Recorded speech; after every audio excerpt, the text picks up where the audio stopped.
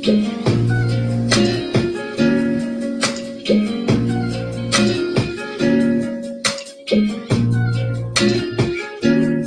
a lot about vacations somewhere on tropical islands.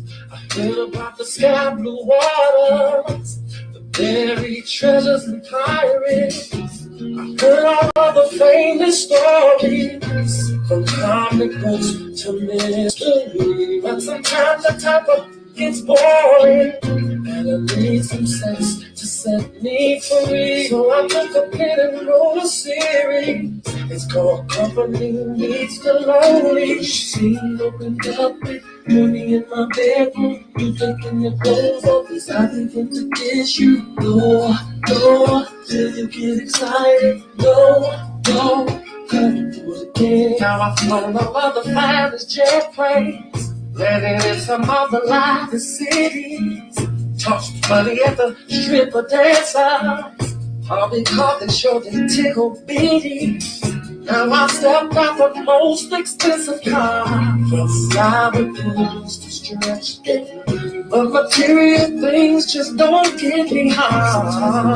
Sex to set me free. But I need an actress to play her part in Company Meets the Lonely. Money in my bed, ooh, yeah. Taking your clothes off as I begin to kiss you. No, no, till you get excited. No, no, come do it again. The scene opens up, you. Money in my bed, me. You taking your clothes off as I begin to kiss.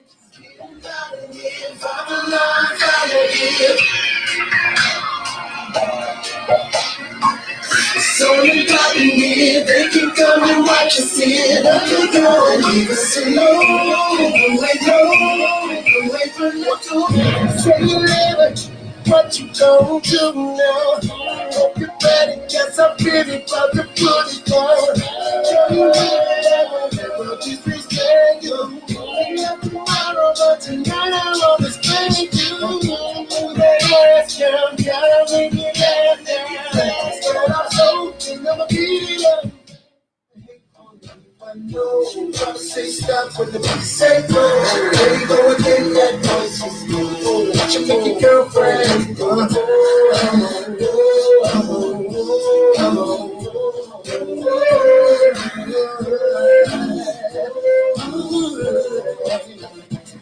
You've been waiting patiently. You've been waiting where I be. Because I'm rockets in the industry, making this so much you can't sleep.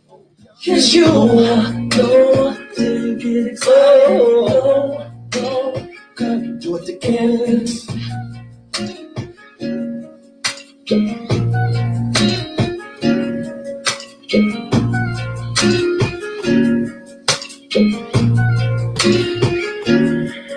The scene opens up with money in my bedroom. You taking your clothes off as I begin to kiss you. No, no, till you get excited. No, no, come do it again. The scene opens up with money in my bedroom. You taking your clothes off as I begin to kiss you. No, no, till you get excited. No, no, come do it again. The scene opens up with money in my bedroom. You taking your clothes off as I begin to kiss you. No, no, till you get excited. No, no, come do it again. The scene opens up with money in my bedroom. You taking your clothes off as I begin to kiss you. All right. Shout out to everybody that's here. What's up, Dream Team? What up, Oak Cove? What up, family and friends? How y'all doing? What I'm gonna do is we're gonna go recap some stuff that I did yesterday, and we're gonna start with part 1. You feel me? And we're gonna start with part 1. So we're starting with part 1. We're just gonna, say what we said. We're gonna do what we do. It is what it is. It's gonna be what it's gonna be. I'm happy that everybody's here. But we're gonna look at some things where some folks might have not been here. They might not have been able to tune in, or they might have just missed yesterday, because yesterday was epic. So, PG, what's up? Lowdown, Willie, Miss Lady T, L Good, Kiva, everybody's here. So, what we gonna do? I don't know why I look blurry. What we gonna do is we're just gonna go over some stuff, and some people might have missed some stuff about Don Russell, but hey, I'm not gonna let y'all forget it, because no matter how other people try to cover it up, he's trying to promote the RICO against R. Kelly. And 1, 2, and 3 of the series that I did, the tap dancing, chicken shifting, Dollar General, that series that I did, I'm going to rebrand it and call it Surviving the Tap Dancing, Chicken Shifting General Don Russell. So I ain't going to hold you up. Let's go ahead and jump to this real quick, and let's see what's going to happen. Let's go. Also, I want to say this before I start.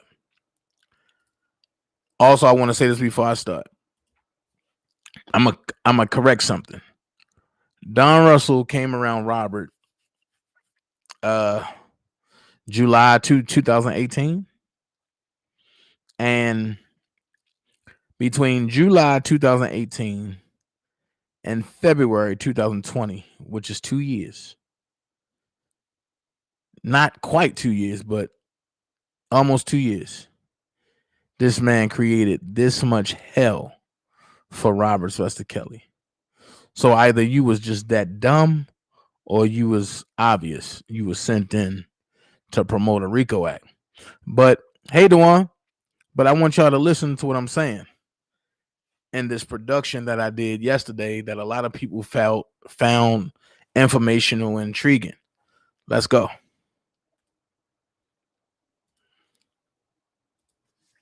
Because I hear some people saying this and saying that, and then I even seen people who's not even relevant that lives in Chicago that dick rides the story of R. Kelly, and then try to put me in there like I'm the one that's a bad guy. We ain't gonna do that. So what I'm gonna say is, what's up, Dream Team? What up, friends? What up, Oak Cove? Hey, y'all go get everybody. Y'all go get everybody and bring them over here, because we're gonna put this timeline together. I want to say around. Oh boy, I'm in my DMX mode. I feel like, hey, Mama T. I want to say in my around June, July 2018, Don Russell was introduced back to Robert. From that point, some crazy things started happening all of a sudden. Now, y'all hear when y'all heard when Larry, grown little boy, gave the situation of the whole timeline, right? Okay. So let's break this down, because we're going to talk about some things. All right. Hold on. Let's see which one it is first. That is. There it is.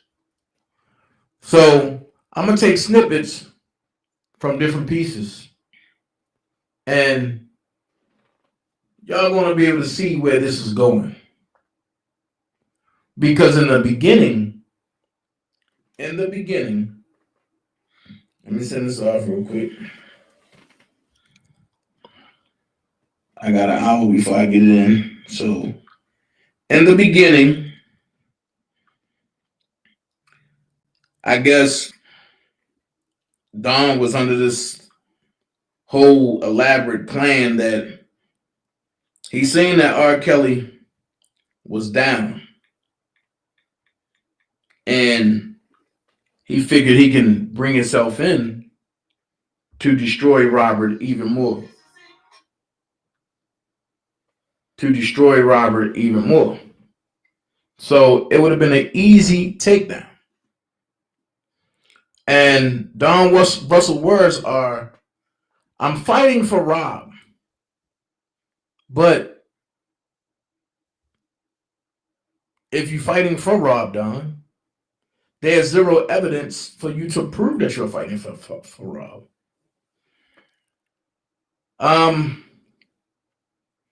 He say he trying to take the music and sell it so that way he can get Robert new lawyers.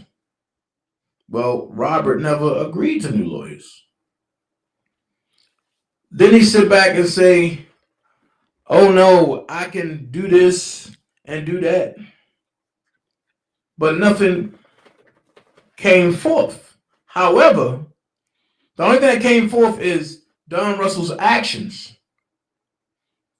And I'm going to break it down to y'all. He's taking the music to help the federal government prove the RICO Act. Dana, what do you mean? Well, I'm going to play an event full of things that y'all might want to see, that a lot of y'all probably seen but didn't keep abreast of it. So, Exhibit A. Grown little boy is telling a breakdown. So let's listen to what he say. This family, this mother-son duo, they live in a duplex. She lives upstairs on the main floor. Don lives on the bottom in Chicago. But they still are, they have never stopped from that point on in doing things to try to finesse people out of shit to make money off this man. Right? So, well, they listen to this. This is gonna blow your mind.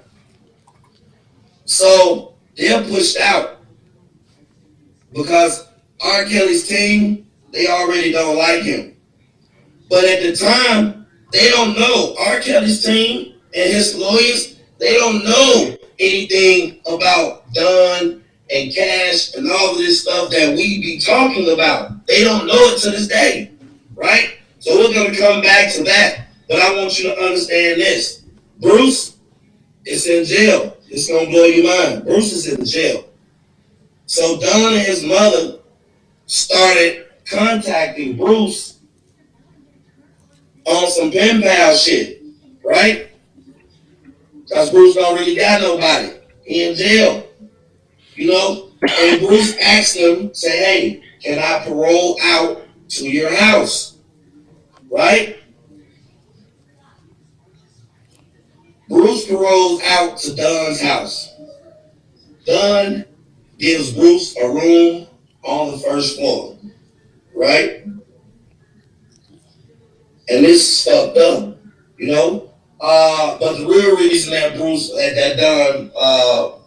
Don got Bruce out of jail is because he was trying to work on a documentary and he wanted Bruce to be in the documentary. But at the time that Bruce is living in the house, Don goes out to the storage that was seized and they took what they needed out of there and stole 3 truckloads of R. Kelly shit. Let's stop right there. I don't believe a friend is going to steal anything. Hello, everybody. I don't think a friend is going to steal anything from another friend. So before Bruce got to Don's house, Don had went to the storage. As y'all heard, 3 truckloads. And you heard Bruce come on the following day and talk about it, Bruce and Sharon. 3 truckloads, right? But before that, they took ADATs, pictures, trophies from the studio. And I broke it down to y'all the other day. And I showed y'all when the judge gave the injunction on Robert that he can't be at the studio only but during certain times, and Robert fought it. The only person that was going there was Don because he knew the wife, I guess the person that was owning in the studio. Okay. So from that point, we get to Bruce getting there, Don leaving. As you notice, Bruce said he only seen Don a couple times. So from June or July 2018 until, hold on, let me get straight. Until What up, Bill? November 2018. Part 4. That's 2 years. Now, either you are overtly stupid or you came in with a plan to fuck him up. I'm going to correct them dates. Them dates is from July 2018 to February 2020 and current. Now, I'm not judging and I'm not saying which one it was. I'm going to let y'all be the judge. Because I'm going to throw some things out there to y'all that y'all don't even know. That I didn't even know until I started looking at stuff. So let's fast forward. Robert got to turn himself in to the state. Robert got to turn himself into the state. And in doing so, this guy jumps out in full force in front of cameras, in front of everybody, and gives this interview.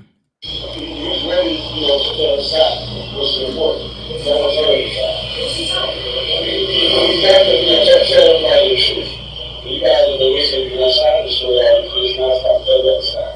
You talked to the Southside Court earlier today about some of the challenges he's faced in his life. You say this is the result of bad choices, but not bad. No, it's not bad choices. He's a survivor. This is a young guy. This is a guy, an older man who was at the age of 8 molested by his sister for 8 years, and who told him she would kill him if he told his mother. I mean, so you got to realize. I mean, that's your sister. What's up, EJ? Any of us have been through it? No. I mean, so you don't know what it feels like to go through that for 10 years of your life. It's in his book. He wrote the book, Solar Coaster. That's his book. All this is in there. So does that excuse any of the alleged behavior? Absolutely not. It's alleged behavior. And that's because you're hearing from one side. Remember, this is not a man who lets anybody in any of his events. It's not a man who I've ever seen go on to target a certain type of individual.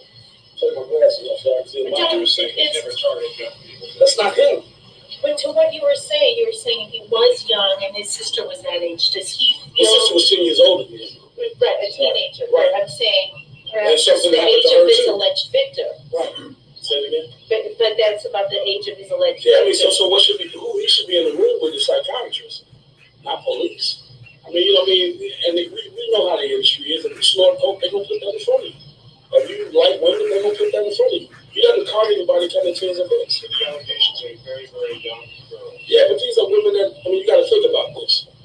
Rob, when you go, dyslexic, we know about his issues with his, with not being properly educated and things of that nature. He wasn't going to that school because he was targeting somebody. He had a teacher, Linda McGlynn, who actually taught him how to play the piano and taught him about music and a lot of things. So he wasn't going there targeting anybody. He was going to learn more about his craft. I told y'all he talked fast. So if y'all paid attention, y'all heard him say pretty much that Robert was stupid. Let's go back and look at that. But to what you were saying he was young and his sister was that age. Does he feel... His sister was 10 years older than him.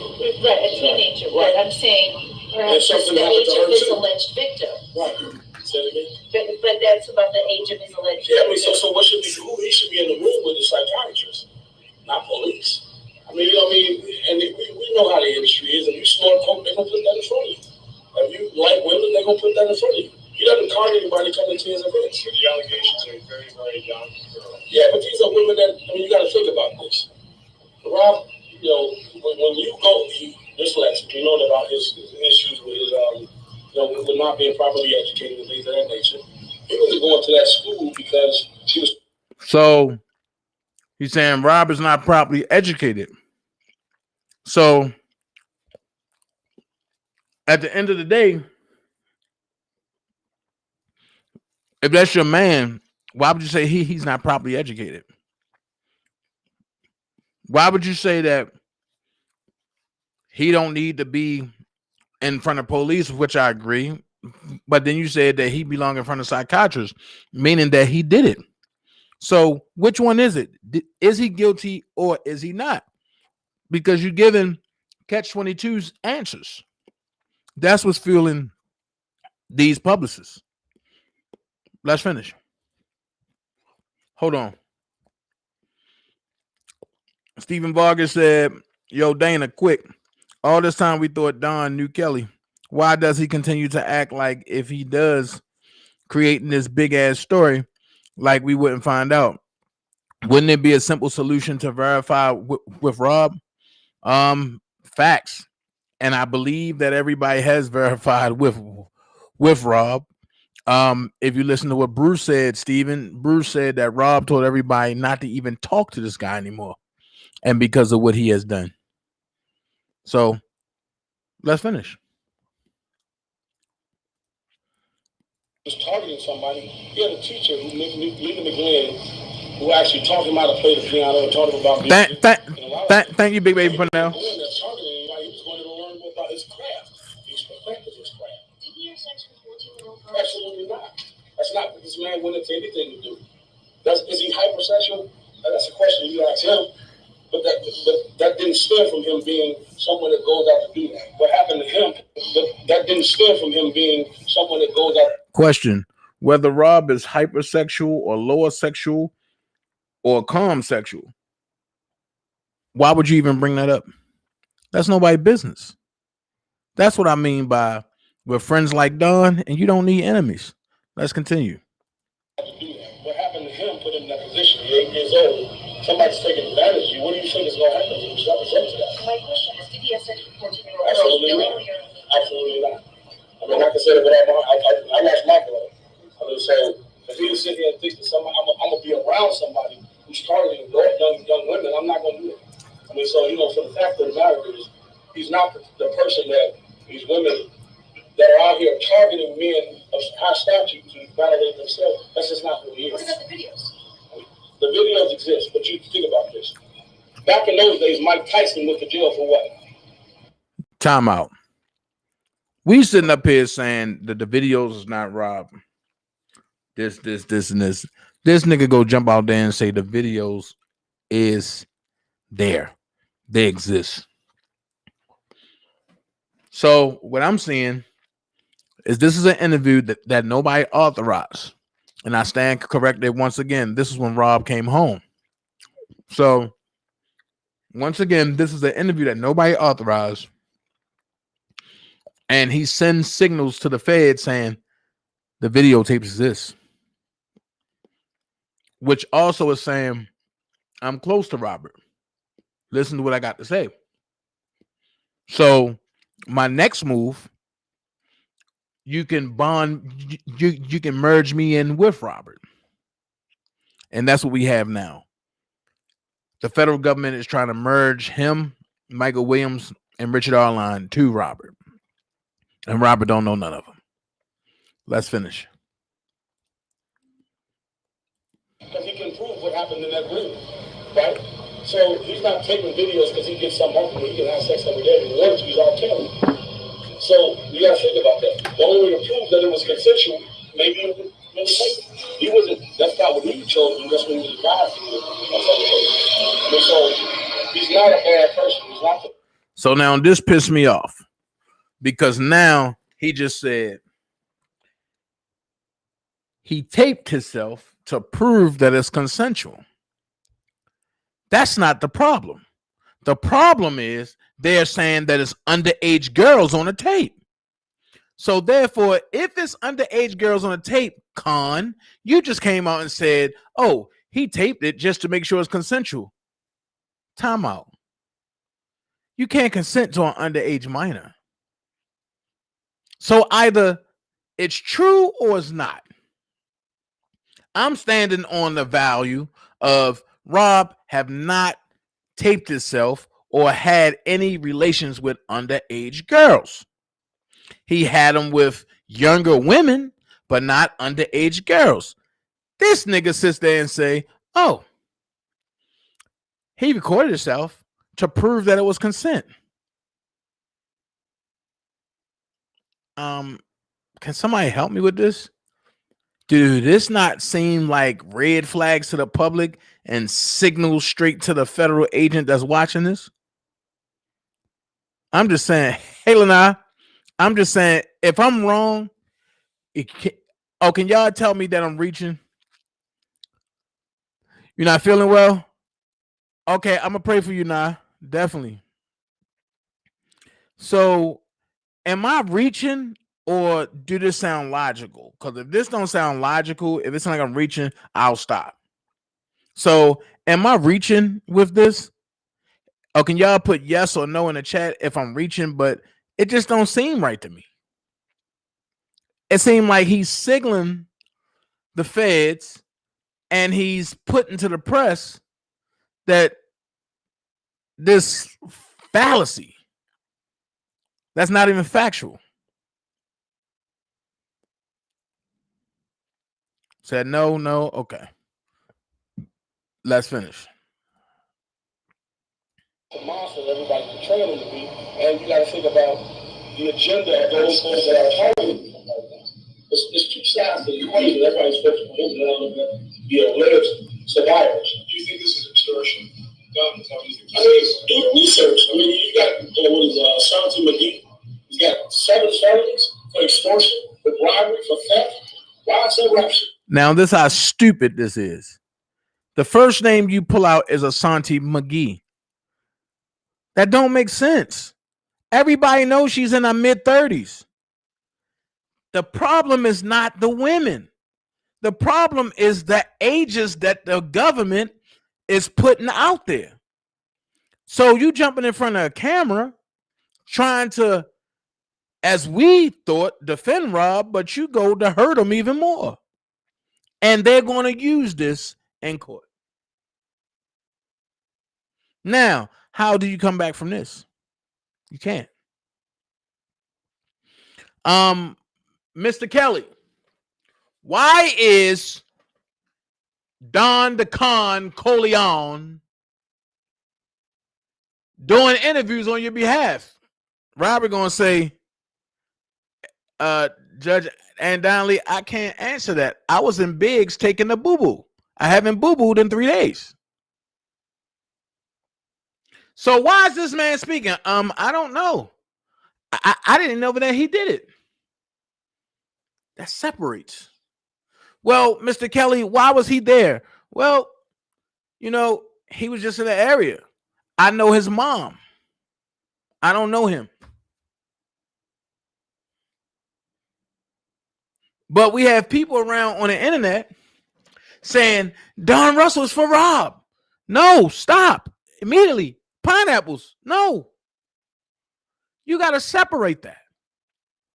And what I'm going to do, no, not tomorrow, because I'm going to do part 2 tomorrow. Then Wednesday, I'm going to do part 3. Thursday night, I'm going to read the whole Don Russell indictment, the one that was under seal. So y'all can better understand why myself and everybody else is saying, no, Don, just stop. You're hurting him. But that's his agenda. Bruce even said it. Robert's where he need to be. That's what Don told Bruce. Nah, man. That's not where your friend need to be. If he's your friend. Let's finish. Not in question right now. Why should have a person that people are looking at and thinking it's Supreme was for him?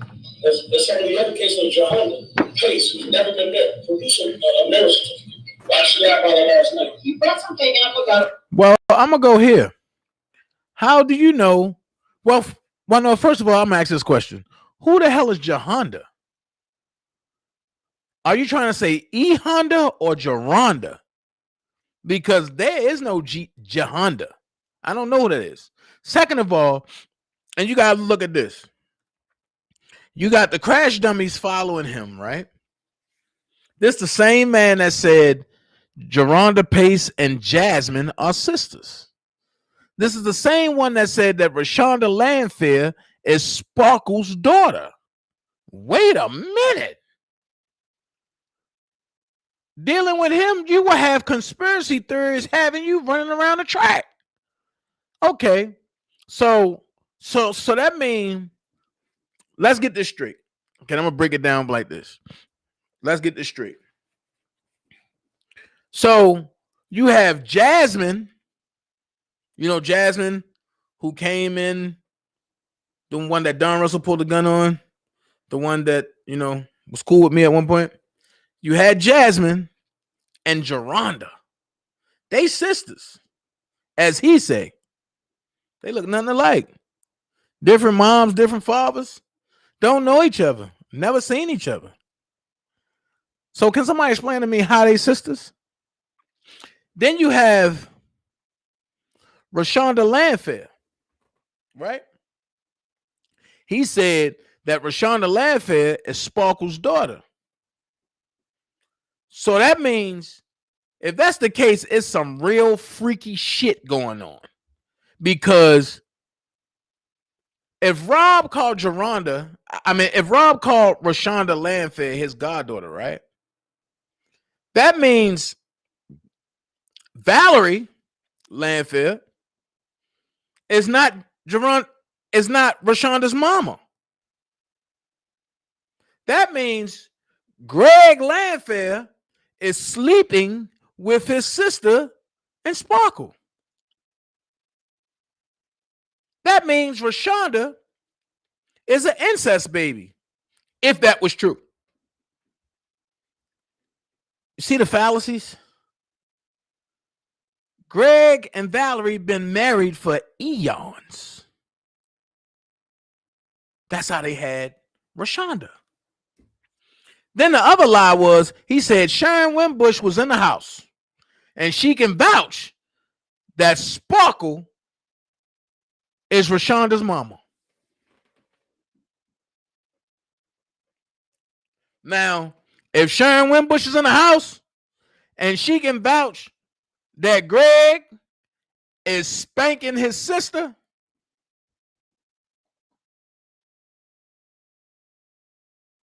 it must be some freaky shit going on. And see, these are the type of things that people need to do their research on before they say, Don the muscle, Don the man. Wait a minute. What are you saying? What are you saying? Don? What are you saying? This the same man that said, me and my mama cleared up his tax stuff. And then tomorrow, he gonna turn around and say, what the feds came back and hit him with wasn't his tax problem. It was what he owed the studio. When in the motion, it clearly say R. Kelly owes IRS $3.2 million. So how was that the studio? I'm just trying to make this make sense to some people. And people do not want to hear the sense. It's impossible for the federal government to come and probe their own and say, Robert owes this much. But then you come and say, nah, that's not what the federal government meant. They trying to say that Robert tax issue is straight. It's the studio that he owed. Now, I ain't a scholar.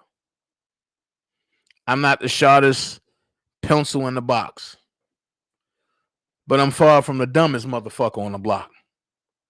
And I'm very, very smart and keen to certain things. Them certain things is whatever I want to be smart and keen to, that's what I'm a ping on.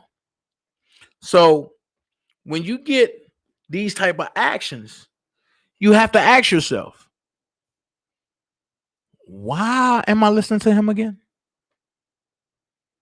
Because those three things right there will destroy Rob.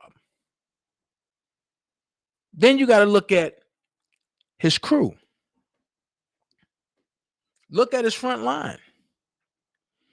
Everybody that came in and said, we for Kales ain't for Kales. Jet Fly Leaks told you on many occasions that he's not for Robert. But I got people saying, Prima, hey sis. I got people saying, oh, Don is the muscle. Well, Bruce just told you that Don was playing songs that he never heard before from Robert. I do believe I was the first one to break it, but nobody listening. So then Prima turned around. Prima Donna turned around and wore y'all asses out. Prima Donna said, it's mighty funny that is a connection in LA. So now I'm going to put this to rest. It's mighty funny that Don Russell said somebody broke into my car and took 2 hard drives and just stopped there. And he said took some other things and took his discovery. But what he failed to mention is who else is in LA that have Rob's music? Who leaked I Admit? Julius. Why Julius and Don Russell fall out? See, these are the things that y'all got to understand. Julius trying to build his company. But Julius' friendship also is with Don. Who's the common denominator in between Julius and Don? Cash. Who's Michael Williams related to? Cash. Who was with Cash in New York when Don called that gun threat? Cash and Michael Williams. So let me ask you this again. If Jet Fly Leaks is connected to Don and everybody else is connected to Don, why is Robert paying for what Don did? Let's go here. In order, because I'm going to go here. If one of us was to do half of what Don did on that paper, we would have no bail. So in order to stay out on the street and violate, because he clearly violated his bond. If you notice, around Easter time, he went mighty quiet. But word on the street is 1.3 million from the feds will carry you a long way. I don't know if y'all catching what I'm saying, but I'm going to say it again. 1.3 from the feds will carry you a long way. So you can't come out splurging because of the fact, if you come out splurging that 1.3, people going to start questioning, wait, where you get this money from? And your lies can't stay consistent, so you're going to slip up, as you always do.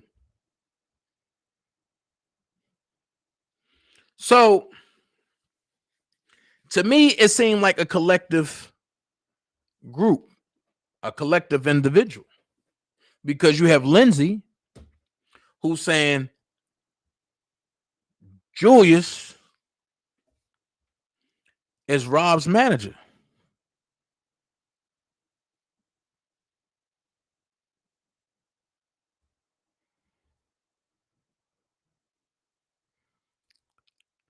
I'm going to just put that there. Prima Donna said Cash told him the truth long ago.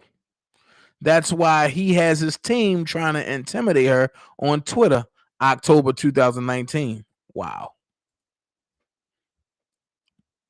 Facts. But like I say, Lindsay came out and said that Julius was Rob's manager. Alexis checked her. And she said, well, he does things for Rob that he should be his manager.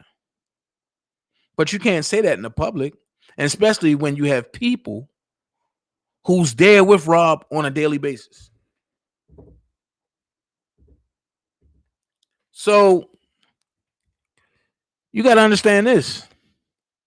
Don kept saying, oh, we're going to put his music out overseas. What is the last thing that Lindsay said on Sylvia's page? Well, we're going to create a buzz overseas, y'all. That right there made me say, okay. Overseas buzz. Where did I hear that at? Don, Lindsay. Now, I don't have no proof that them two are working together.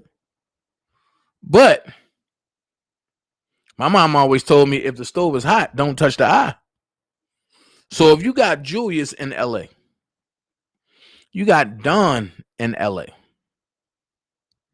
Music is being leaked by Jet Fly Leaks, who calls from a Texas text now number. And every time AR Rich disappears, Jet Fly Leaks disappear. That don't seem kind of strange to you? For the amount of time that Richard Arline, aka AR Rich, and I still say aka Jet Fly Leaks, disappears, the Jet Fly Leaks disappear. Now, when Richard Arline reappear, Jet Fly Leaks reappear. Watch this. This is the time that Jet Fly Leaks, this is the time that Richard Arline supposed to be in Jamaica with his pastor, right? Have we seen Jet Fly Leaks? Make it make sense. Now, during the time that he's supposed to come back, we're going to see Jet Fly reemerge. Then if you pay attention to what Jet Fly said in the beginning, he always said Robert didn't fulfill his contract with us. Who's us? You always hear Don talk about this small group they got going on. So who's the small group? Then you'll see Don fade to black. Then you see his group come forth. Then you see his foot soldiers rear up. Don, you ain't slick. Because you stage that whole break-in so that way when you go back in front of the judge in Eastern District, New York, you can say that you're being stalked, and you can say that the victim father that's in that case is harassing you. So, judge, you should throw this case out. I'm already on top of it. And you create such a havoc when you said somebody stole 2 hard drives and a discovery out of my back seat of the car. That's the most stupidest shit ever. If somebody gonna be a crook and take your hard drive, ain't nobody giving a fuck about no paper. So fuck your discovery. I'm gonna take every computer. You gotta think like a crook. So they took.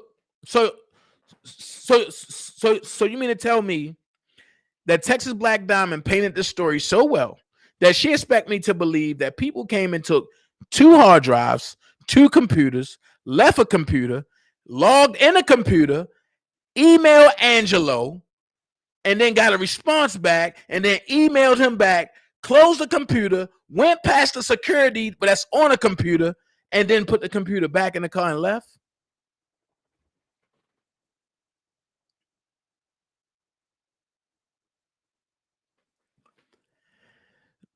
At that moment, everybody should have said, you know what? This motherfucker playing on my intelligence. I'm out. You cannot play on the intelligence of people that pay attention. And then watch this. Sharon Wimbush came out and said, Don, bring back Robert's stuff. The lawyers are extremely mad, and Robert is mad. Hey, Toy. Instead of Don saying, I don't know what you're talking about, he said, why? Wait a minute. I thought somebody broke in your car. I thought somebody took your shit. So if somebody took the hard drives out the car, why was your response why? Secondly, that nobody paid attention to. If somebody broke in your car, if Angelo broke in your car and took 2 hard drives, 2 computers, and left a computer there, emailed himself, bypassed your security, and emailed himself again, and got a response from you, and then emailed himself again, and then put the computer back, why was your next question is, so Angelo and them can steal it? Why would Angelo have to re-steal it if he stole it already? These are questions that nobody's asking. If Angelo done stole it, why re-steal it?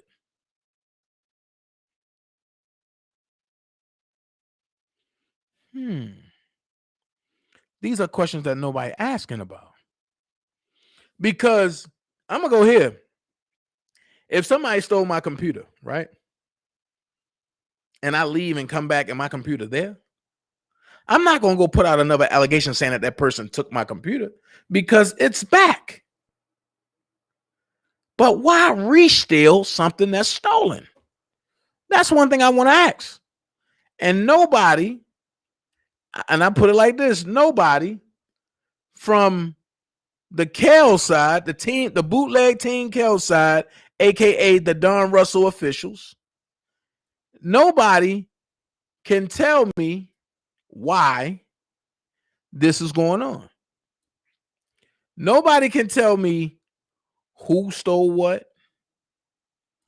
Nobody can tell me none of that.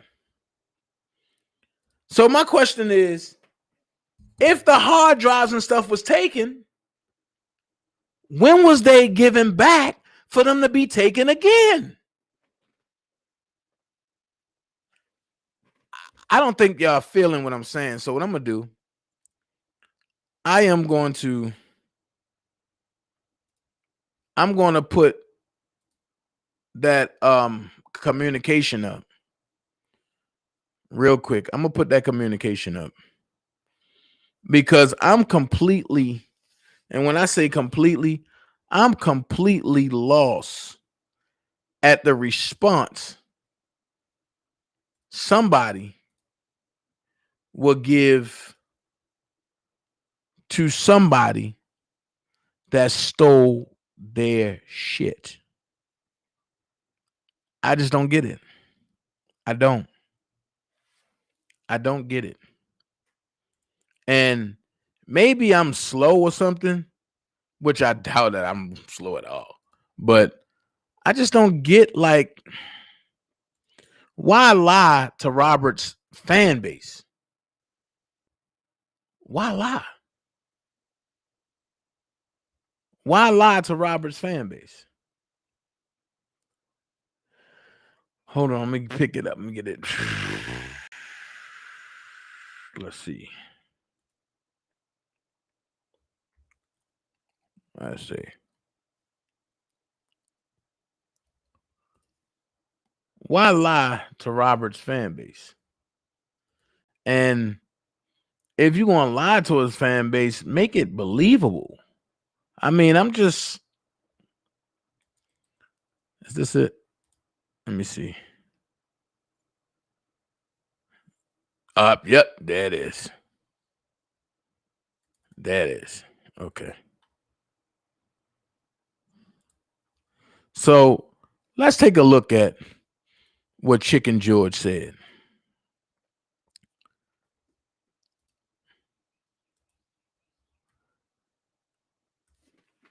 This is after he came out and said that This is after he came out and said that his 2 hard drives that had Rob's music and everything was taken, right? So Shern said, just bring back everything. Don Russell's first reply is, why? Well, if you don't have it, how can you bring anything back? Which means the break-in was staged. And hey, Tawana Campbell. And since the break-in was staged, you need insurance money to pay off some things to make it seem like you going through the formalities. But in actuality, you want to spend a little bit of that 1.3 that the feds have laced you with, allegedly. Word on the curb from the streets of Chicago. So he says, why, Shern? So your commander-in-chief, Angelo ass Clary,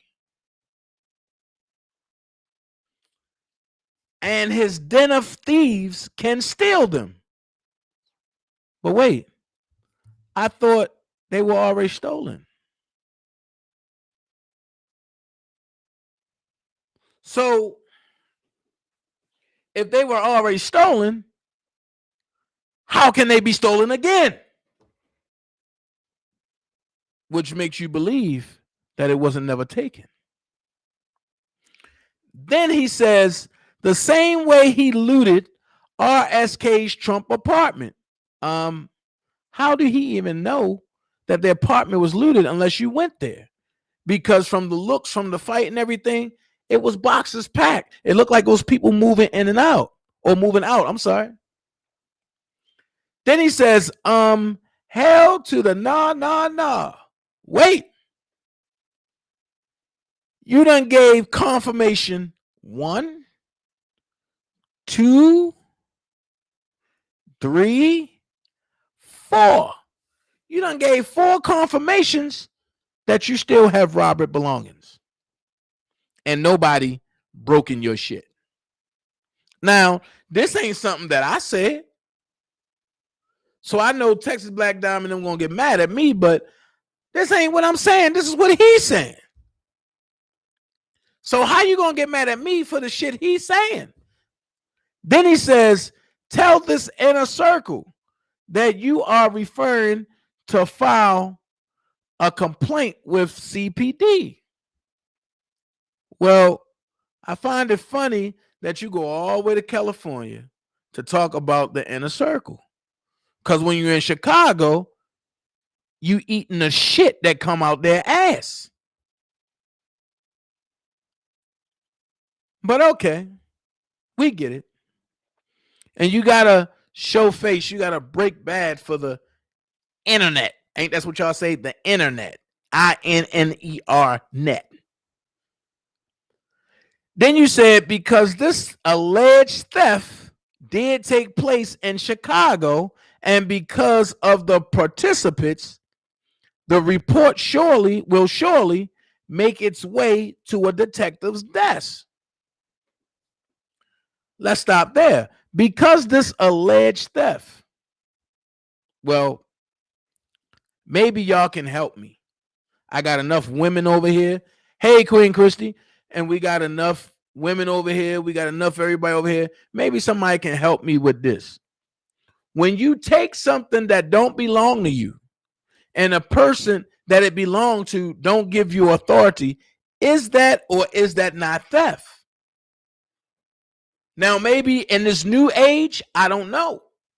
But is that or is that not theft?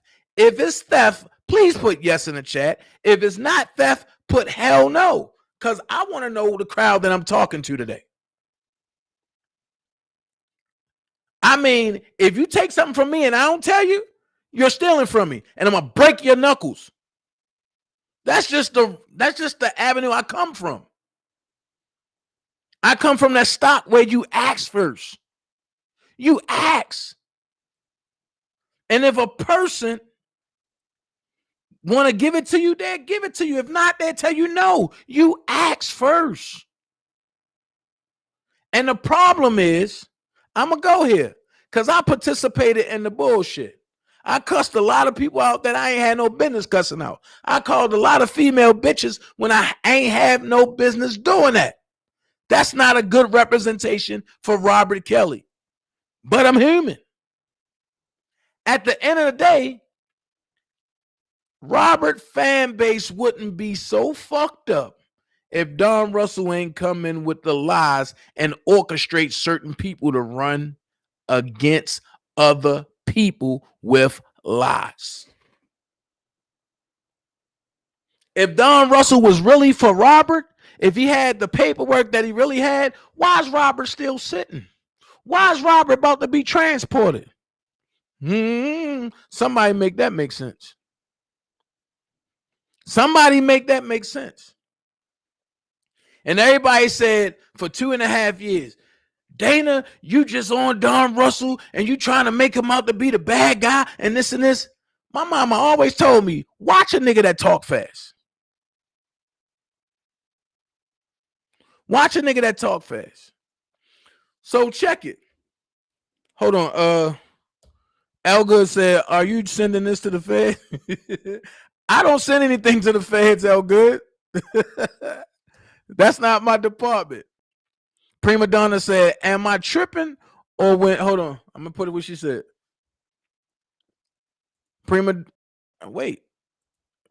Donna said, am I tripping or when people ask why he didn't get Kelly's dog from Azriel, he said he didn't go get his stuff because there's plenty of people there.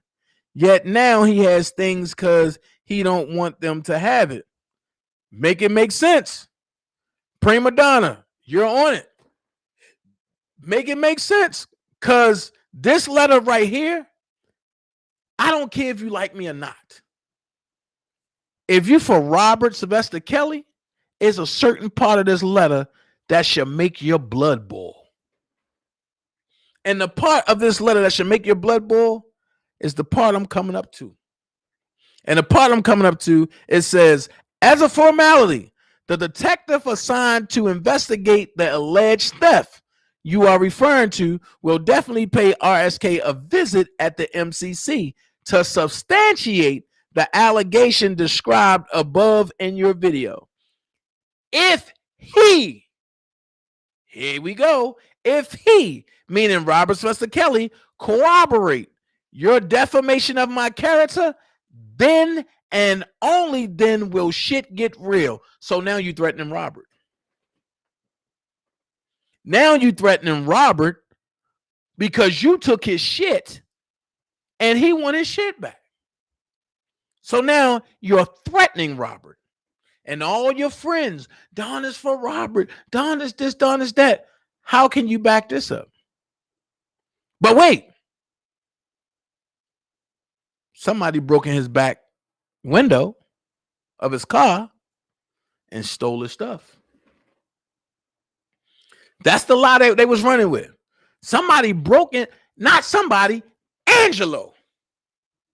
So read the first 2 lines of this letter. That will tell you that Angelo was nowhere near him. Because if Angelo stole it out of your back seat, and I'm going to go here, 2 hard drives full of R. Kelly music,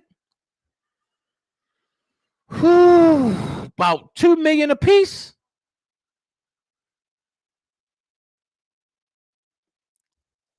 Why would I need any of his other stuff?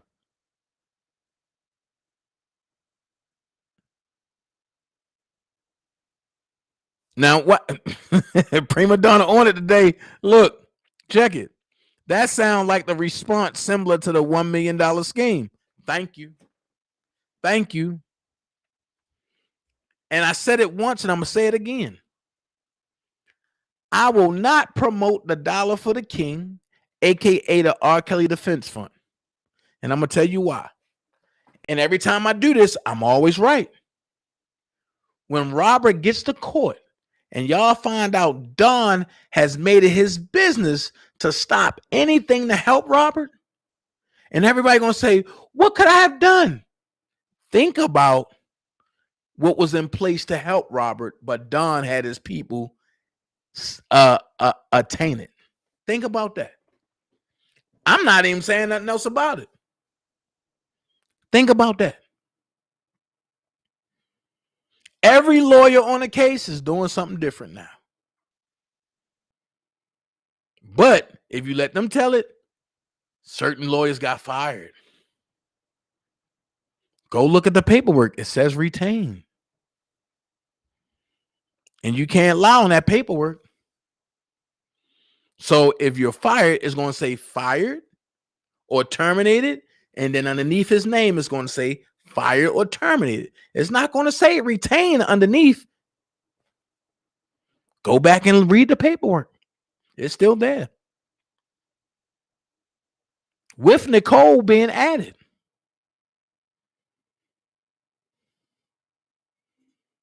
So with this going on, he just threatened Robert. He just admitted that he got Robert's stuff. So here's my question. Who are you sharing it with out in LA? Here's where you separate motherfuckers at.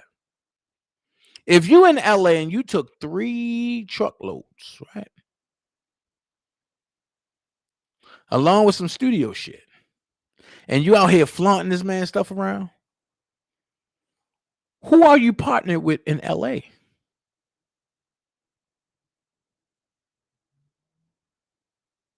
There's only one other person out there. The same person that had the briefcase of 500 songs. So how did the briefcase get from the studio to Julius? And Julius was in LA the whole time. I keep telling you, ain't nothing going to get past me that I'm not going to snatch up. And when I hear it, I'm going to do my research on it. So when people try to make it seem like me and Julius had a beef, no. Me and Julius ain't never have a beef. Julius was right. We was having fun in Chicago. Tripping with Kales. Even when he had the lady pull up and Robert took off running, talking about TMZ, and all of us took off running. We had fun that day. So while Julius is going to let people get in his ear, that's Julius. But I got questions. Why are you interacting with Don Russell? If you still are. But I will say this. Julius is the one who premiered the whole version of Shooter first. So why was Shooter, the whole verse, the whole album, the whole song I meant, why would that be leaked on YouTube? Coming from Jetfly Leaks. So I know Jetfly deal with Don heavy. But if Julius the only one that had Shooter, then how did Jetfly get it to leak it? So now, Julius, I got to add you to the pot.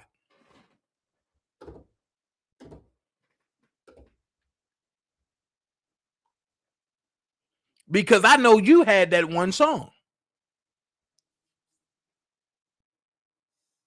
Somebody make it make sense. But the overall common denominator and a common factor is who? Don Russell. And when people realize that and understand that nobody is trying to hurt nobody, we just want Robert home. Nobody's trying to hurt nobody. We just want Robert home. Some of us that rock for Robert are real dogs. Some of us are only dogs on the internet. Some of us are real dogs in the street. If we can ever put it together where the dogs from the internet can meet the dogs from the street and we can make a massive crowd, just how powerful would that be? Just how powerful would that be? But when you have Slippery Russell around.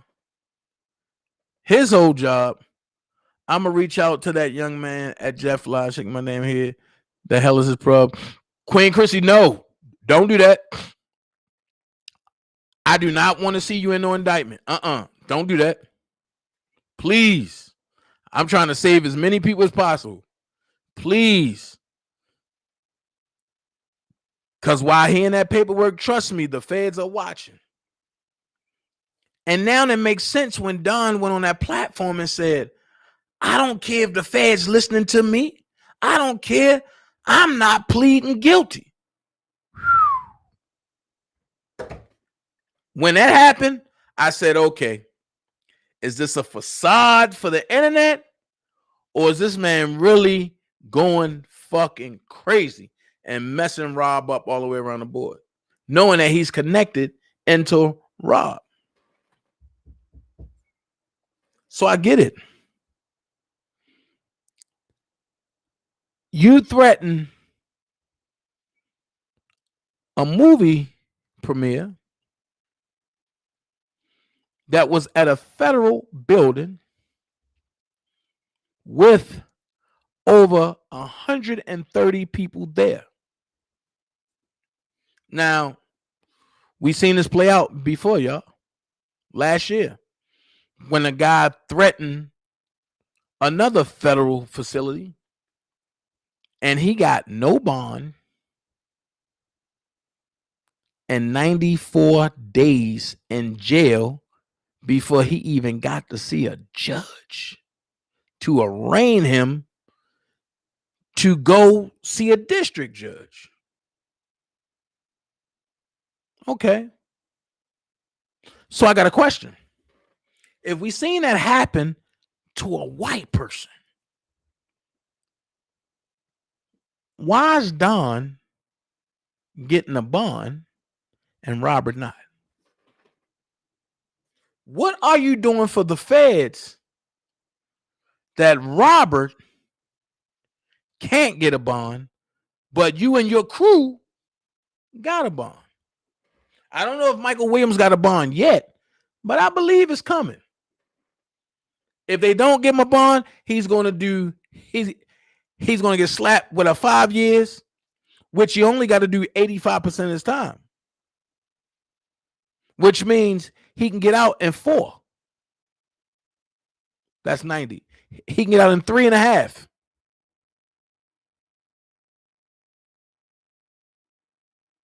But wait, Robert got to sit in jail, be transported like a fucking rag doll, be set up for this RICO per Don Russell and his mama, then got to be transported again back to Chicago to be set up again. Then from Chicago Federal, he got to be transported to Chicago State twice. Then to Minnesota. All of this from August to December. Here's my question. When will Rob ever have time to think? So yes, all of us are needed. As much as I hate to say it, everybody who's not down with helping Rob is part of the problem. And what we displayed on YouTube for 2.5 years on each other, if we can take that and turn it around on the government and everybody that's hurting Rob, don't y'all think Rob can walk scot-free? Shit. Everybody, certain people dox people. Shit, why can't y'all dox motherfucking Don Russell and his mama? Oh, I'm sorry, y'all did. Then y'all joined him. Shit, people run lives for 6 and 7 hours. Let's get out there in front of a bullhorn and run lives on the street for 6 and 7 hours. Let's not walk for an hour and then say we done and then go party for 12. No. from sun up to sundown. Let's let our voices be heard. Everybody takes shifts.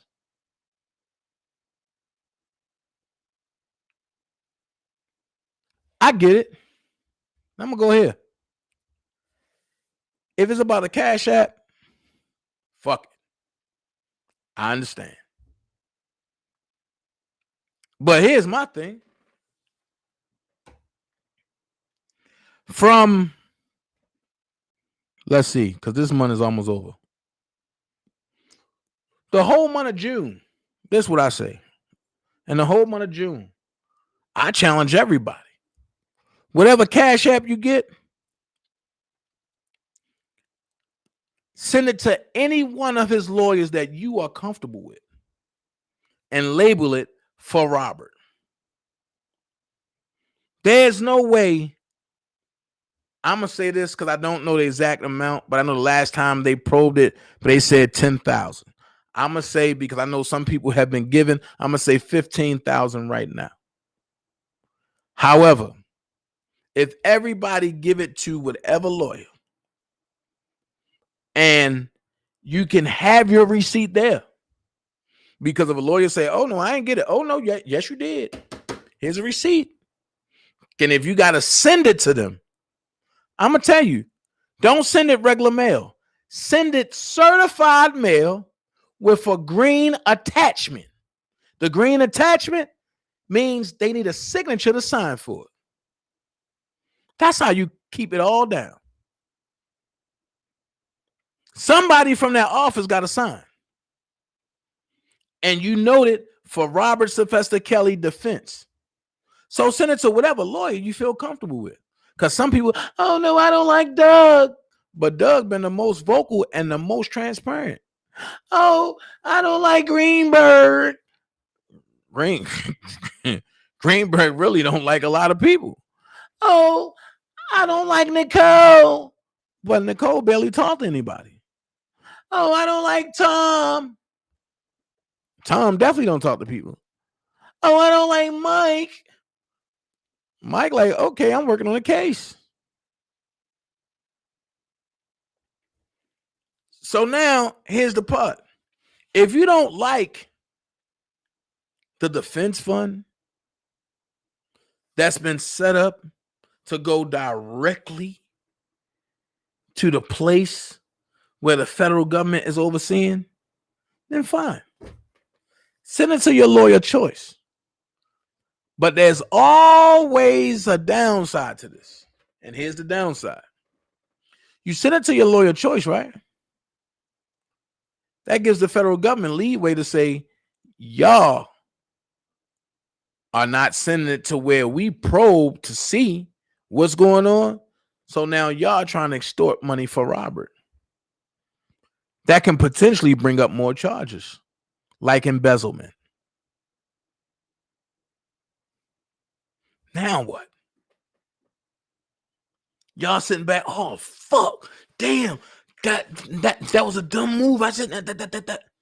When that's all you gotta do is listen from the jump. I ain't saying follow me, because I know a lot of motherfuckers who don't like me and don't know me. But don't follow me. As my shirt say, hell no. Don't follow me. But fact check everything I say. Call Doug and be like, sir, is the R. Kelly Defense Fund legal? Is it real? He gonna break it down. And you might even get a motherfucking a card. But right now, they working. Speaking of Mr. Douglas C. Anton, he had won the 2020 Top Attorney Award for being an excellent attorney last year. Now watch this. Can you get that being a crook? That's what I want to know. Can you get that being a crook? Can you get that shadow bobbing your lawyer or your client? No. I said that to say this, and I'm 13 seconds out. I said that to say this. Everybody need to focus, and we need to get away from the tap dancing chicken shuck in general. And I'm going to go here and I'm going to close and say this. He said that him and Rob grew up together. Okay. Robert is 8 years older than Don Russell. Right. So let's go here. Rob was born January the 8th, 1968. Right. So January the 8th, 1988 would have been 20 years. Right. If Robert was 20 in 88, Don was 12. He was born in 68. If Robert, he was born in 68, we ain't gonna do that one. Okay, let's do it. Okay, Google. What year was Robert Sylvester Kelly born in? Kelly was born on January 8th, 1967. I was wrong. I always thought 68. I apologize. I was wrong. Okay. Now that we got that out the way. I don't know everything, but I don't know why I keep saying 68. Okay. So let's go ahead. But that's even better. He was born in 67.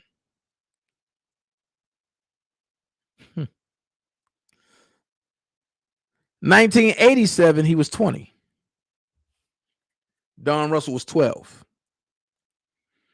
So while Robert was on, I believe it's the L train. If Robert was on the L train singing, if he was in the tunnels of Chicago singing, I don't see him hanging with a 12-year-old. That don't make sense. I'm gonna get there next, Ronell. That don't make sense. Do it. A 20-year-old hanging with a 12-year-old. Now, I can say if they performed at a talent show together and Don Russell like, hey, Robert. He's like, hey, kid, what's up? But you don't see a 20-year-old male hanging with a 12-year-old male. And they're not related.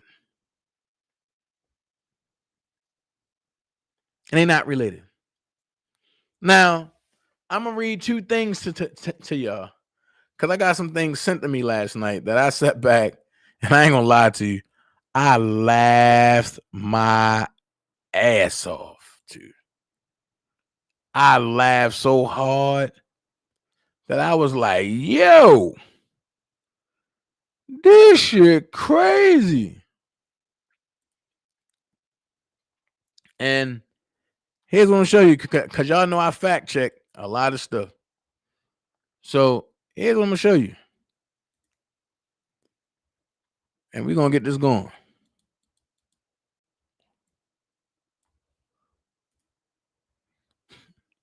Y'all, please don't laugh. Please don't laugh. Let's go ahead. Y'all, please do not laugh at this. So it says, well, let me do it this way. So that way y'all see exactly what it is. I went to Crunchbase, right? Shout out to the person that sent me this. And I said, oh my God. So what it says is, hey, Jocelyn, what it says is Riverdance, where he served as a principal artist, satin suit, where he performed as headliner on the Olive Garden Theater stage at Walt Disney World. Broadway Soul Jam, where he performed in Amsterdam as a headliner in the very popular and successful musical directed by Maurice Hines. Mr. Russell's innovation in the area of musical theater has captured the attention of many great icons such as Oprah Winfrey, on whose show Mr. Russell performed. I can confirm that I never found a clip of Don Russell on an Oprah Winfrey show. Gregory Hines, with whom he has performed. I never seen him with Gregory Hines. President Bill Clinton, for whom Mr. Russell performed for the opening ceremony for the 1996 Democratic National Convention. I know that's a goddamn lie because I was in a jazz band and I was in a jazz ensemble that performed at the Democratic National Convention. Then it says, as a sole owner of one of California's premier recording studios. Wait a minute. So if Don Russell is a sole owner of one of California's premier recording studios, why the name of the studio is not there? Or could this studio be the same studio that Julia's work out of? Or could this be Julia's studio that Don is taking credit for? Mr. Russell has had the opportunity to work with such talents as R. Kelly, Dr. Dre, Jamie Foxx, Randy Jackson, Common, Kid Rock, Ludacris, Jermaine Dupri, B.B. Winans, Glenn Jones, Albie Shore, Faith Evans, John B., The Brat, Onyx, Ideal, 112, Savion Glover, Levert, The Gap Band, Terrence Howard, Malik Yober, Brian McKnight, the Nicholas Brothers, Sinbad, Bernie Mac, and Steve Harvey. Mr. Russell has also directed or produced industrials and trade shows for such companies as Honda, Seagram's, McDonald's, Coca-Cola, Fujitsu, New Primus, AMD, Unis, and IBM.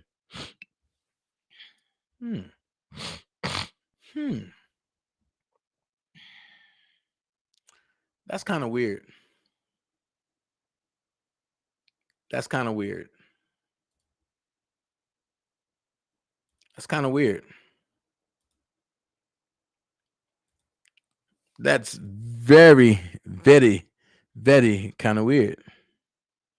And I'm going to tell you why it's kind of weird. Because I do my research. I know I said I'm about to go, and I know I'm over my hour, but let's do research. Uh-oh. Number of founded organizations, 1. Primary job title, chairman, CEO. Primary organization, Indie Bill.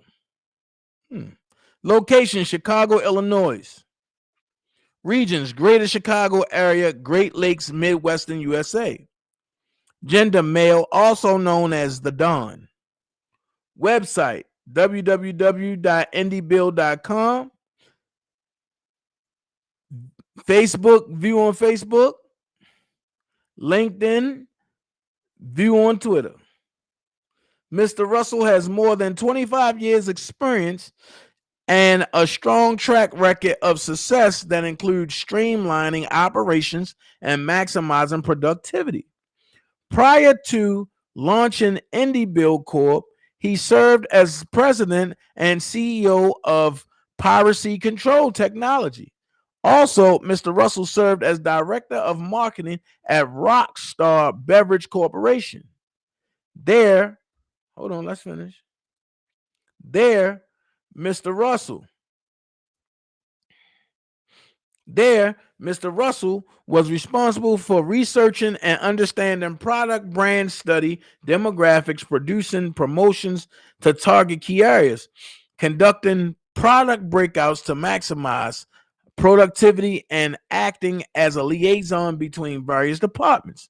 Mr. Russell gained additional experience by serving as the creative director of Expo Theater Productions, where he prepared and presented client presentations and maintained responsibilities for hiring independent contractors. He was also the president. He was also the president and owner of PM Studios for more than 5 years, while serving as an A&R director at MCA Universal Music Group. Okay, I can't take this lie no more. Where's my phone? I can't take this lie no more. Hold on. I cannot take this lie no more. I just can't.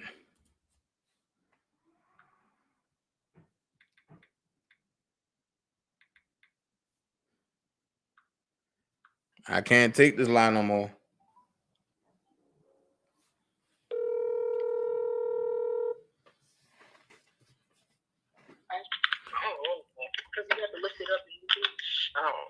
Bruh. Yo, I swear on everything. I was just thinking about you last night. Yo, I got a. I'm not even lying. I'm dead serious. I really think about you last night. Yo, I got a question, sis. Mm-hmm. I got this clown who's sitting up here saying that he was an A&R director at MCA Universal Music Group. Mm-hmm. His name is Don Russell. Mm-hmm. But I didn't know MCA and Universal came together. I didn't even know MCA was still a thing. Exactly. I thought MCA got brought out like 20 years ago. Sorry, MCA still exists. And G Money would know this nigga, but G Money said he don't know him. I don't know either. I asked Dougie about him, and Doug said he don't know him.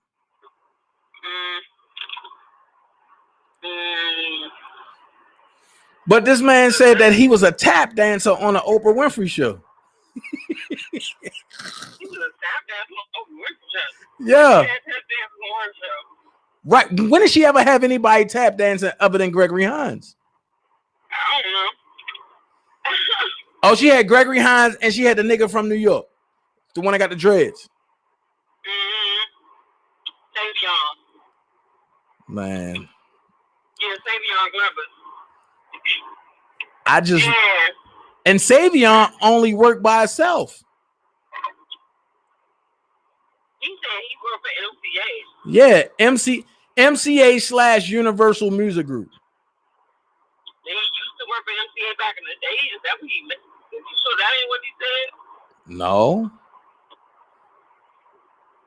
Oh my God.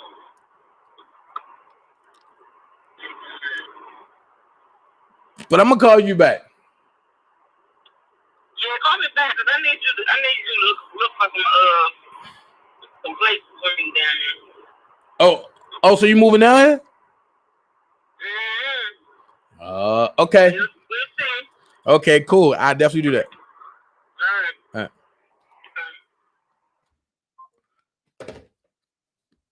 And she was the first one of the first young female artists on MCA.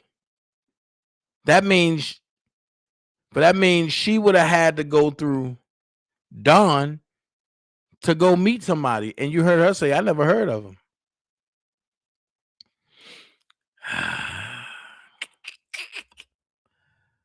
I keep trying to tell people, but nobody will listen. So let's finish this immaculate lie. So Mr. Russell attended Columbia College in Chicago and University of Phoenix, Chicago campus. He has an extensive experience as a performer, producer, manager, and director in the entertainment industry.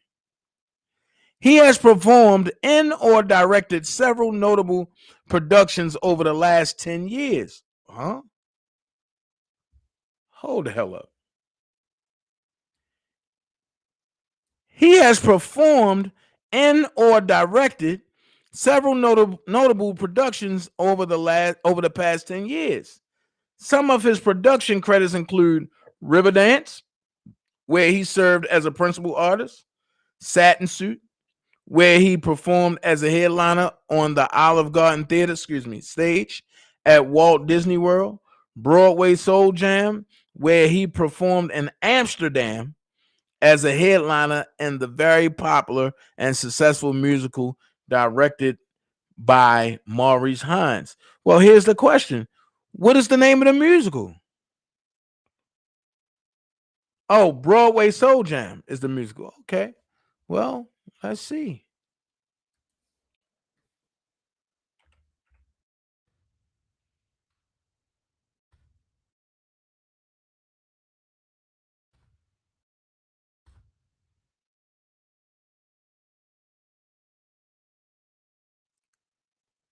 Okay.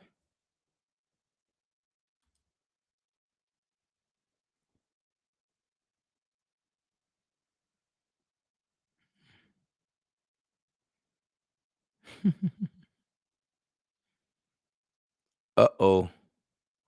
Uh-oh. We got a problem. We got a problem. We got a problem. Oh, boy. Broadway Soul Jam. Okay.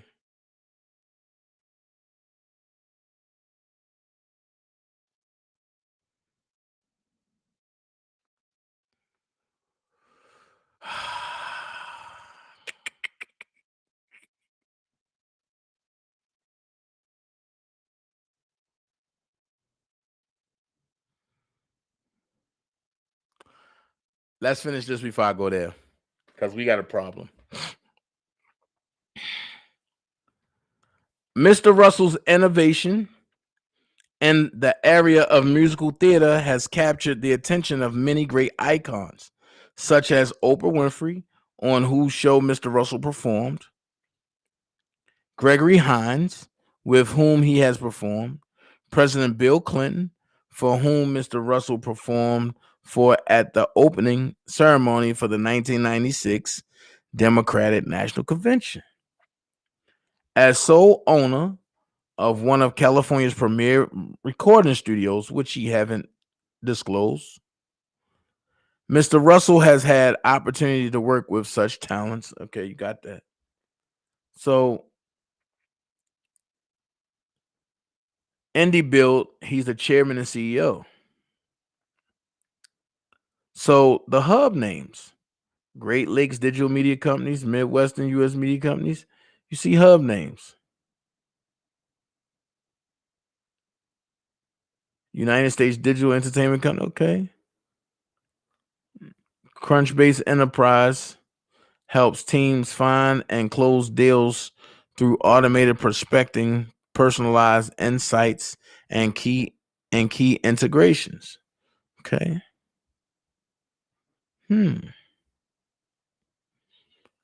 His rank is investor. Okay. I see.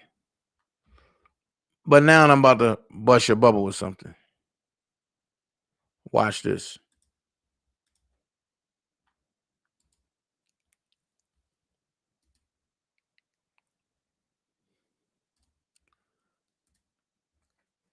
I'm on Mr. Hines' website.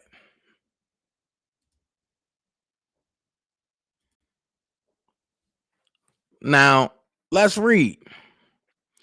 Mr. Hines is a star of stage, screen, and television. He commenced his acclaimed career at the age of 5, studying tap at the Henry Latang Dance Studio in New York City.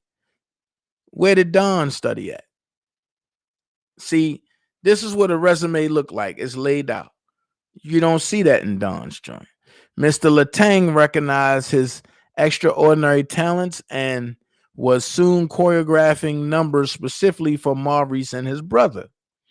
Soon, the brothers were appearing on Broadway and touring as the opening act for such headliners as Lionel Hampton and Gypsy Rose Lee. Their father then joined the act, and shortly thereafter, Hines and Dad was performing to rave reviews in New York, Las Vegas, and Europe. The group also appeared on many television shows, including The Pearl Bailey Show, Hollywood Palace, and 35 appearances on The Tonight Show. Mr. Hines pursued a solo career, and success soon followed when he was chosen to star as Nathan Detroit in the national touring company of Guys and Dolls.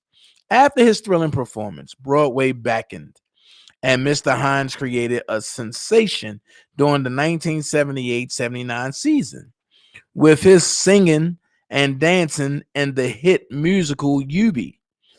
He followed his performance with celebrated roles co-starring in Bring Back Birdie with Cheetah Rivera and Donald O'Connor, and starring in Sophisticated Ladies. Next, Mr. Hines made his big screen debut in Francis Ford Coppola's The Cotton Club. As the film hit theaters across the country, so did Ballet Tap USA, a dance company created by Mr. Hines and Mercedes Ellerton. Mr. Hines then conceived, directed, and choreographed the musical Uptown, It's Hot, which played for 17 sold-out weeks in Atlantic City. He joined the cast when the show moved to Broadway and received a 1986 Tony Award nomination as Best Actor in a Musical. He followed this achievement by co-directing and choreographing the national tour of the musical Satchmo, produced by Kenneth Field. As one of the few stars who truly loves the road, Mr. Hines then directed, choreographed, and starred in the national tour of the musical Harlem Suite, with successful leading ladies Jennifer Holliday, Stephanie Mills, and Melba Moore. Following these successful stage runs, Mr. Hines turned his attention to directing and choreographing music videos, including the I'll Be Good to You, the first release off of Quincy Jones' Back on the Block album. Mr. Hines has directed the Radio City Spectacular, the African American director for Radio City Music Hall. In the 1994-95 season, Mr. Hines starred as Jelly Roll Morton in the 40-city first-class national tour of the musical Jelly's Last Jam. He recently returned to the role of Nathan Detroit in his first-class national tour of Guys and Dolls. Internationally, Mr. Hines has had some pleasure of directing and choreographing the musicals Havana Night in Cuba, an all-Latin version of The Red Shoes in Santo Domingo, Dominican Republic. He has also created such news shows as Broadway Soul Jam, inaugurating an entertainment complex in Holland. Wait a minute.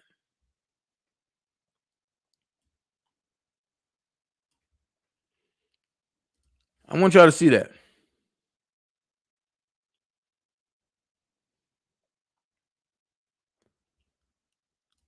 Okay. Hold on.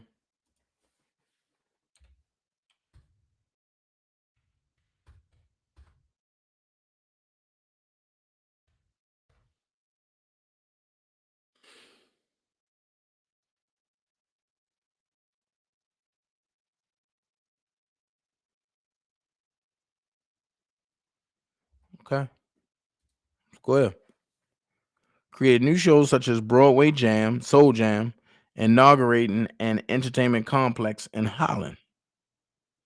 So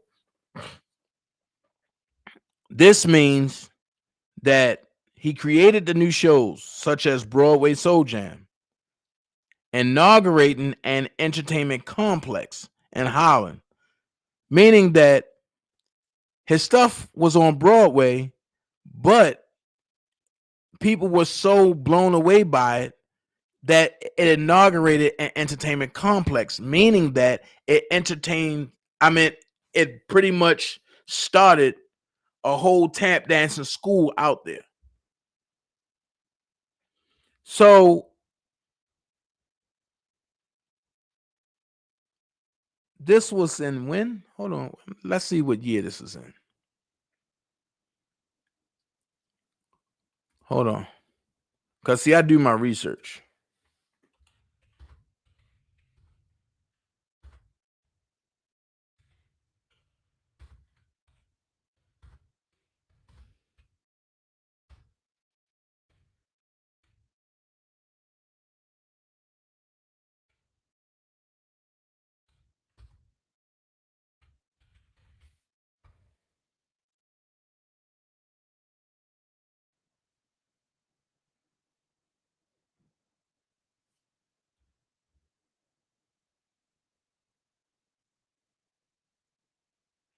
Hold on.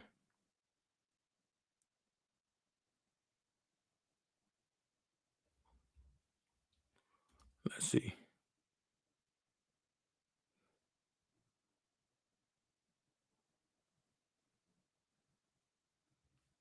So let me show you what it's showing me. Let me show you what it's showing me. Because maybe I need the question. What year was Broadway Soul Jam debuted in Holland? 1981. Only in music, though.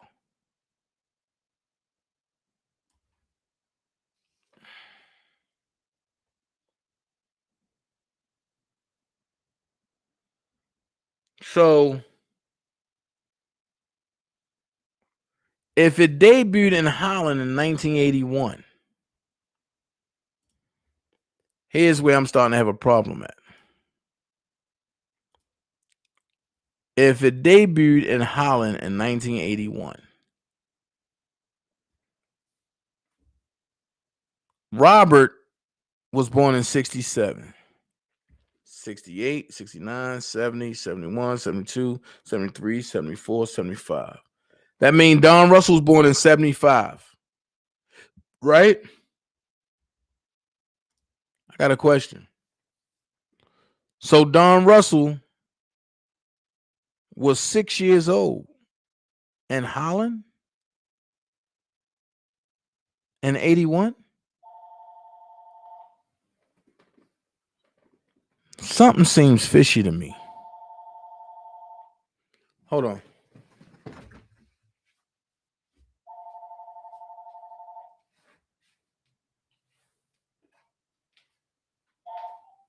Hello. Hello, Miss White. How you doing? Oh, you got the wrong number. Sorry. So if it premiered in 81 and Don was born in 75, 76, 77, 78, 79, 80, 81. Don was 6. And at that time, polio was out. And they didn't have a vaccine for that. And they was only letting adults go to Amsterdam from the United States.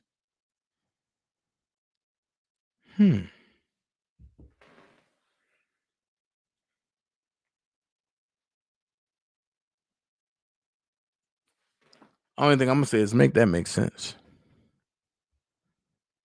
Make that make sense.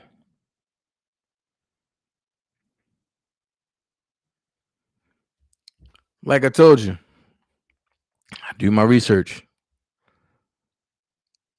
I put it down to see like what's really going on, and this stuff is crazy. This stuff is really, really crazy.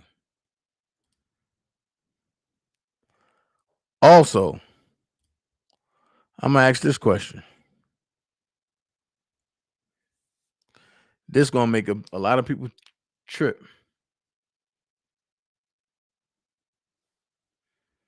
Now, everybody talking about Robert Jasson stuff, right? Do anybody remember the signature that was on the Faith Rogers letter?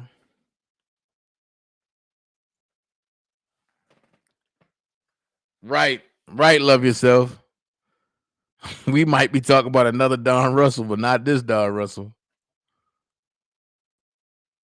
Don Russell ain't working no Gregory Hines. Ron Nelson. So, do anybody remember the signature from the Faith Rogers letter that was sent that they claim Robert had did?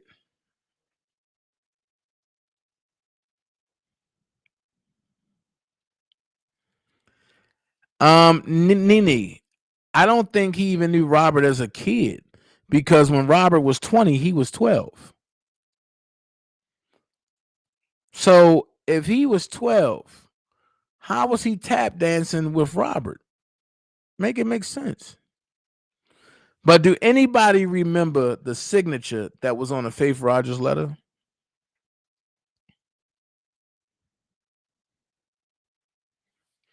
That's all I want to know. Because, see, that's what I'm going to do.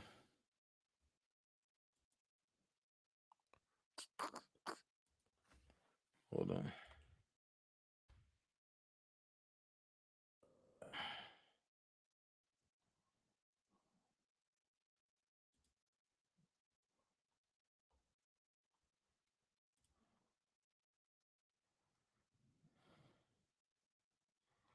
Let me see if I can get it. Hold on. See if I can find this letter.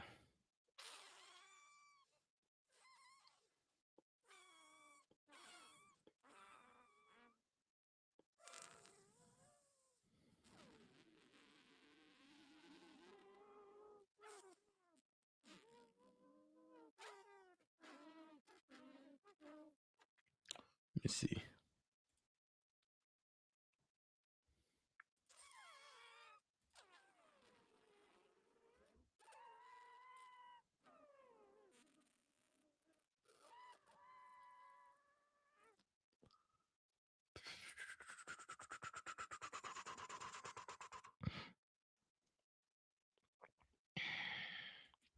See if I can get it. If I can find it. Hold on.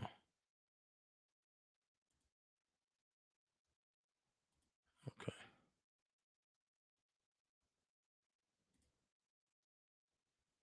It's not it.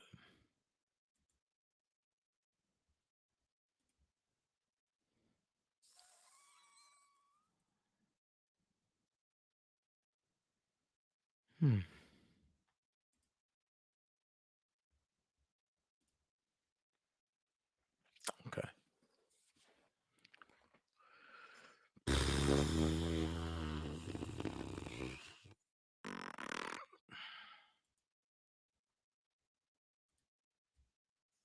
I don't see it.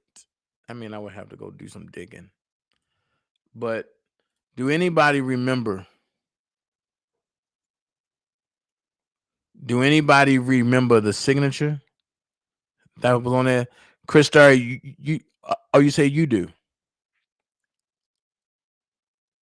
Is a fast talking, deceptive liar, for real, for real. Of course, Tawana, I believe that signature was forged. But do you remember what it looked like?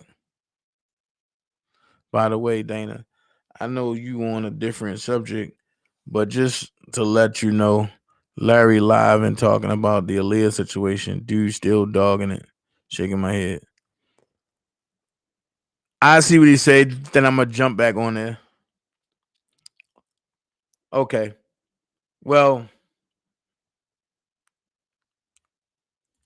this signature is not the same signature. Hold up. This signature, wait a minute.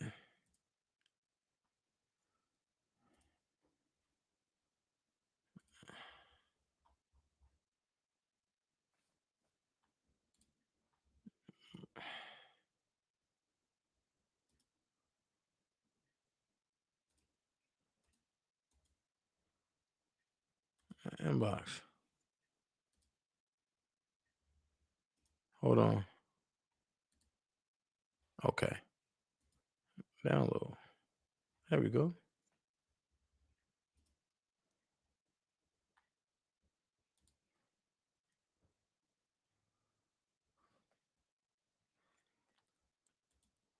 This signature is not the same signature. So I'm gonna show it to you. And I'm glad I snatched this from Tasha K.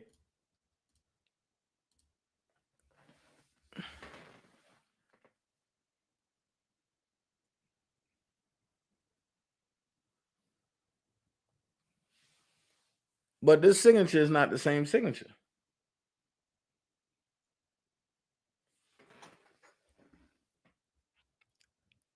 Look at this and look at this.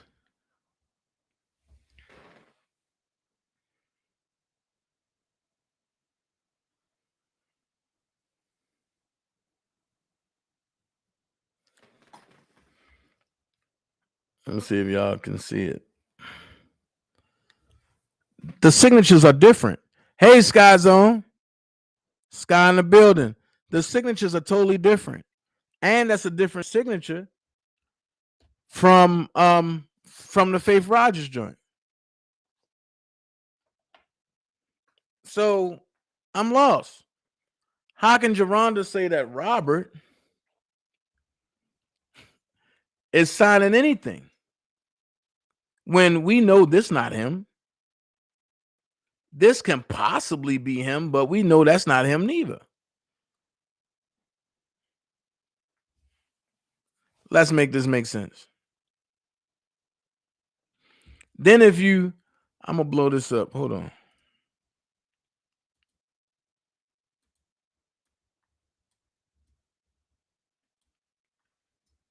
Up here is an address. I can't really make it out.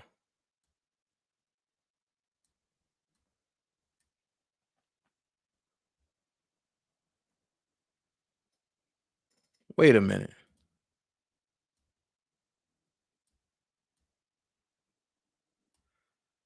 This is not even Robert's checks.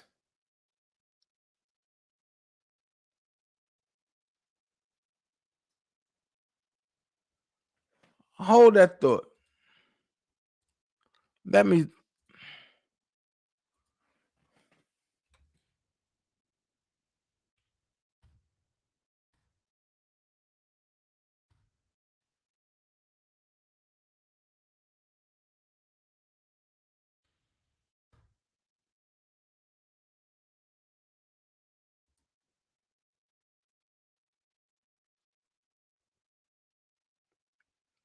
Okay. Now I'm pissed.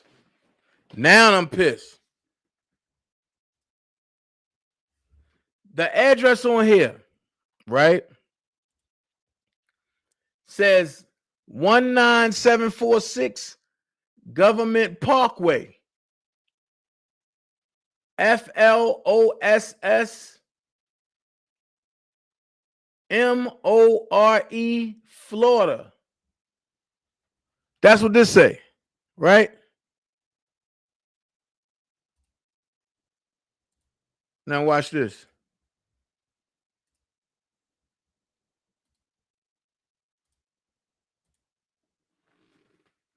The old house in Olympia Fields address is 1559 Morros Lane, Olympia Fields, Illinois. Okay. So people has been bamboozled. As she's sitting up there lying, saying that Robert wrote that check, that's not even his name on there, nor is it his address at the time. I don't think Robert ever lived at that place in 2014, but he did live at Olympia Fields. Man, look. When is this stuff going to stop? Now I'm on a mission to blow that piece of the check up and make it very visible. Geronda Pace was lying. All this is for a story for Lifetime. So, Sky Zone and everybody else, I'm going to need your help with this. Let's break this all the way down. But look, I'm about to get up out of here for them to be able to temporarily take down Mr. RSK. It had to take years to orchestrate and synchronize. orchestrate and synchronize it. Started from the industry, the media, the feds, low-level criminals, and accusers for it to be believed. Facts. Facts, Awana. I believe that. I know he likes little meaty head boy. Who? Who like little meaty head boys? Hey, Sunshine. But y'all seen the two addresses didn't even match. And it's not even a signature. So, I'm going to come back and talk about that. But look, I thank y'all for rocking with me today. We're going to come back tomorrow. I'm going to be on all day tomorrow. I'm going to tell y'all because I got some commentary that I didn't get to today that I'm going to do tomorrow. So, we all going to rock out tomorrow. I love every last one of y'all. Thank y'all for rocking with me. 106 strong. Let's continue doing what we're doing. Y'all be blessed. And guess what? DanaJay will holler at y'all very soon. You don't have to be blessed. I mean, you don't have to be great to get started, but you got to get started to be great. Be someone important. Be yourself. Elephants don't swat flies. And you kill lies, haters, rumors with truth, honesty, and respect. Until next time, I holler at y'all. Peace. What you gonna do now? Hope you're ready, 'cause I'm really about to put it down. Never disrespect you. Tomorrow, but tonight I wanna spend you. Yes, I'm gonna make it end now. And I'm so and I'ma be up.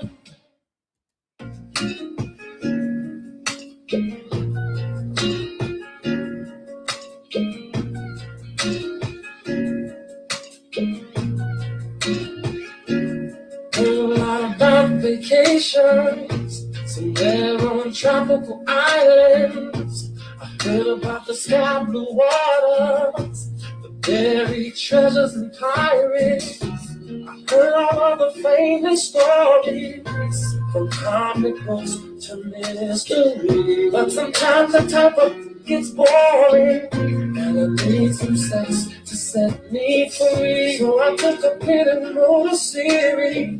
It's called Company Meets the Lonely. Scene opens up with me in my bedroom. You taking your clothes off as I begin to kiss you. No, no, till you get excited. No, no, come do it again. Now I've flown all of the finest jet planes, landing in some of the livest cities. Cost money at the stripper dancer, all because they show they tickle bitty. Now I've stepped out the most expensive car, from Lamborghinis to stretch it. But material things just don't get me high. Sometimes I need some sex to set me free. Gonna need an actress to play her part in Company Meets the Lonely. Me in my bed, yeah. Taking your clothes off as I begin to kiss you. No, no, till you get excited. No, no, gotta do it again. The scene opened up, you me in my bed, me. You taking your clothes off as I begin to kiss you. No, no, till you get excited. No, no, gotta do it again.